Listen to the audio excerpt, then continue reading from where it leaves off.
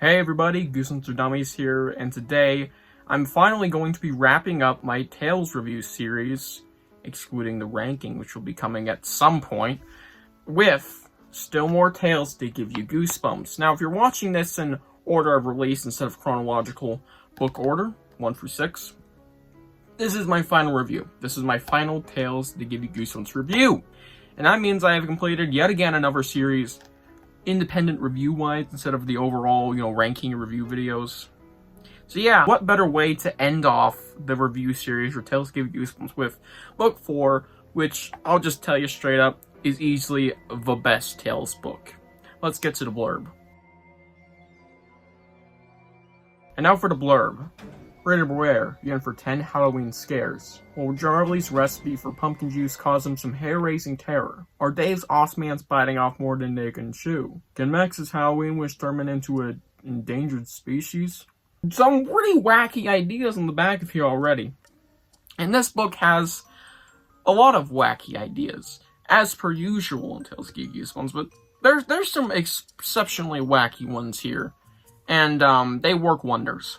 This book is easily the best Tales book, mostly because of their concepts. The concepts, even if the story isn't as great as the concept, usually make up for them in some capacity. The concepts here are some of the best I've ever seen in Tales to Give You Goosebumps, alright? I believe there's like 7 really cool concepts here. The other ones are like, okay, but whatever. 7 of those are just amazing. There are some awesome concepts here, alright? And just a lot of other awesome stuff. And barely any downsides to this book, minus the fact that, obviously, some score higher than others, some scores are lower. So yeah, let's get to my upsides. I'll now be pointing out my favorite stories and what I liked about them, and just what I liked about the book in general, as per usual in these Tales reviews. Starting off with, skipping a few, The Wish. The Wish is one of my favorites. It is super, super out there.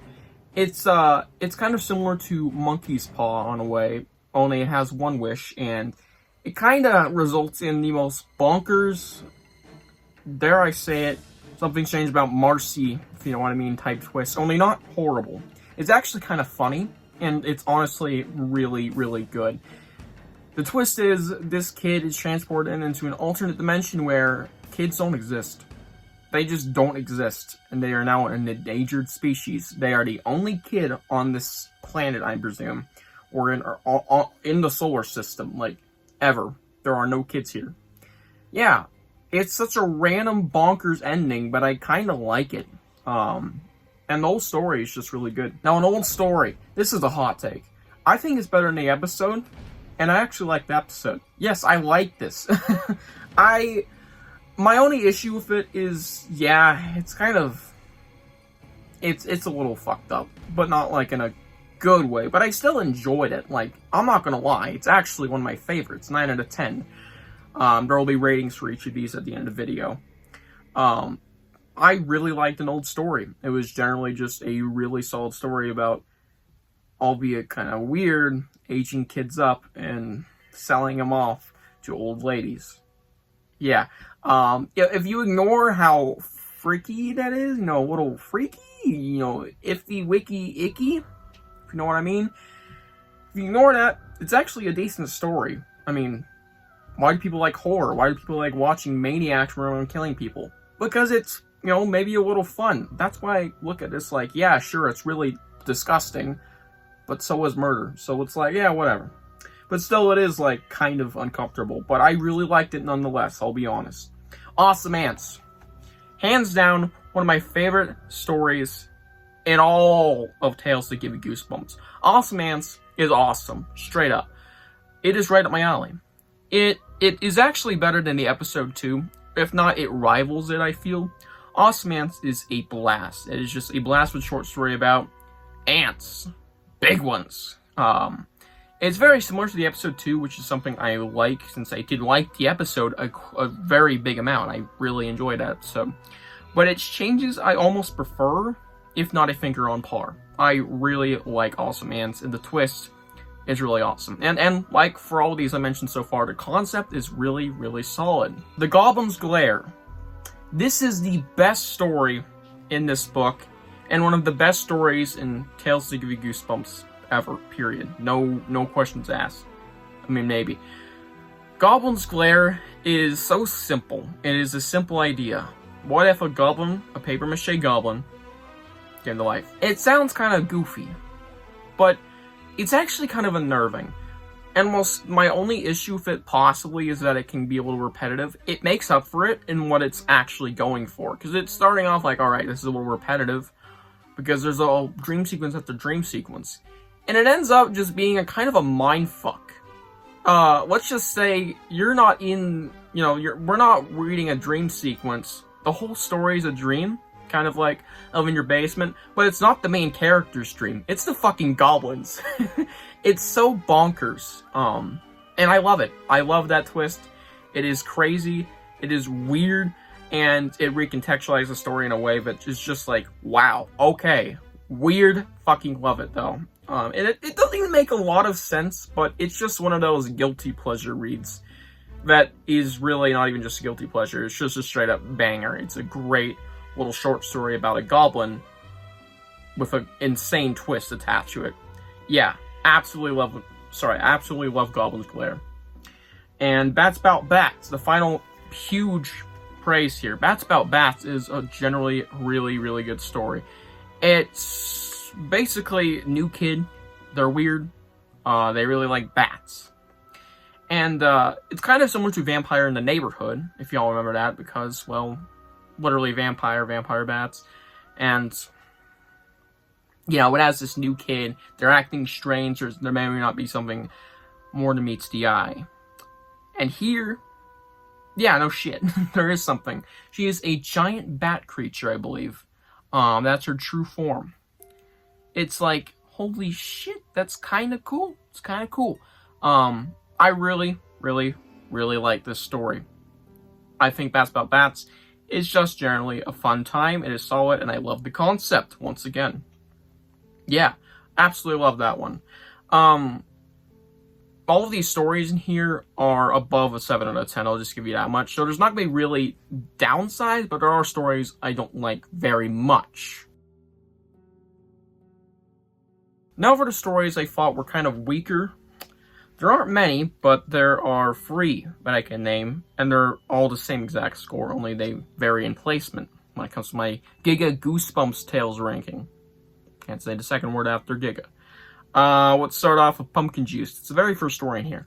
It's simple. It's not amazing. It's fine. It's literally just pumpkin juice that turns you into extremely hungry werewolves. It has a fine twist. It has great atmosphere, but it lacks anything special. It's just a fine story. Attack the Tattoo. It has easily the best concept in this book, and I absolutely love it, which is why it ranks as high as it does, 7.5 out of 10. All of these have the same score. What? But it's just like, its execution is pretty plain, I feel. It's just, yeah, tattoos. Bring the thing on it to life. And once it's like, yeah, it's a great concept, it really just didn't do much with it, but I still really like the story, just, it isn't even an 8 out of 10, it's not one of my favorites here. And the final one that I want to bring up, Spacesuit Snatcher. Now, this one is really the most interesting, because I was super excited for this one. Spacesuit Snatcher in Pacific, alright?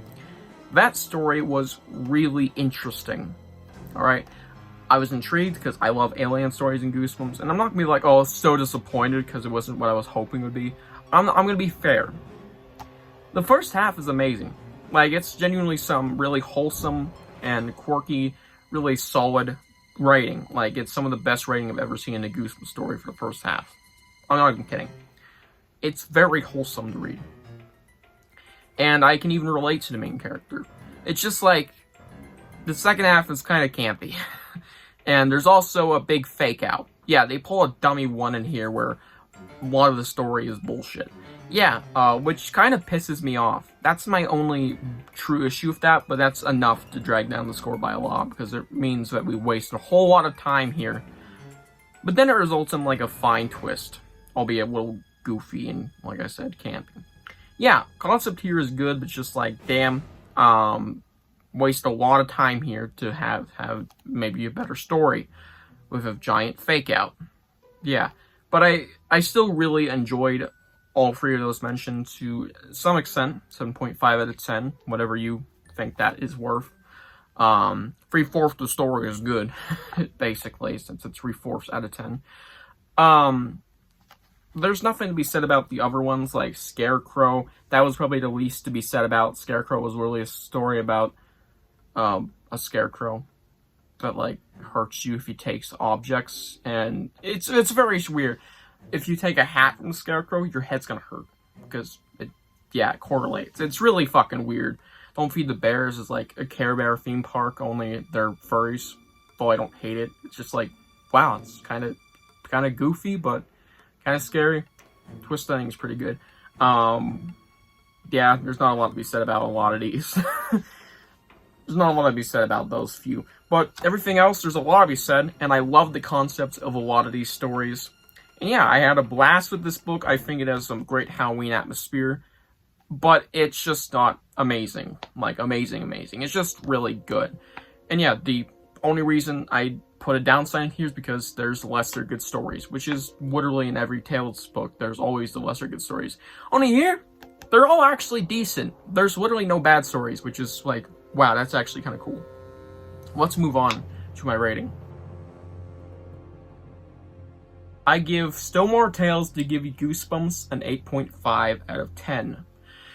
Yeah, I love a few of these stories in here. I really like the rest of them. The only ones I don't like very much are Spacesuit Snatcher and probably Pumpkin Juice. First and last, because they were just like, okay. Yeah, I had a blast with this book. It has some great Halloween stories. I also want to mention that every story, even the least Halloweeny ones, have some correlation to Halloween. It's either like mentioned, or it's brought up, or it's literally a Halloween story. There was only one that didn't bring up Halloween one time, that was Old Story. Of all stories, it did not bring up Halloween one goddamn time. It was not in there, which is really strange. Unless I missed it somehow, but yeah, I was counting like, okay, that was the only story I had none. Yeah, pretty funny. But I really enjoyed this, and here's my ratings for all of the individual tales. And yeah, I hope you guys enjoyed my review for this book, and tell me what you think of this book below, and we'll see you guys in the next one.